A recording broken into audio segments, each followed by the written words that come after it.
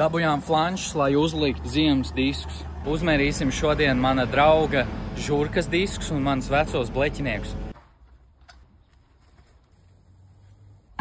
Pirms tu saki, ka izskatās pēc pilnīgs kaks, iztēlojies melni bleķinieki nokrāsot ar chromētiem centra vāciņiem.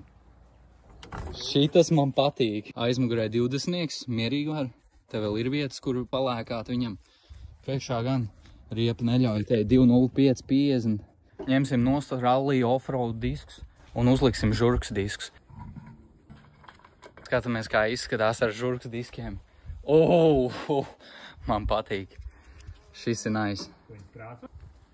Es ļoti labi saprotu, ka šitie žurkas diski ir daudz labāk nekā bleķinieki. Ja es lieku vai nu tos, vai nu šitos diskus, man vajag 20 mm flanšus aizmugurē un 15 mm priekšā. Hipotēze apstiprinājās, flanši der uz diskiem. Vienīgais jautājums tev, kā tu domā, man ņemt no drauga diskus un tos pārkrāsot, kad es vairs tos nelietošu, vai uzlikt savējos bleķiniekus un nesatraukties par citu disku labklājību?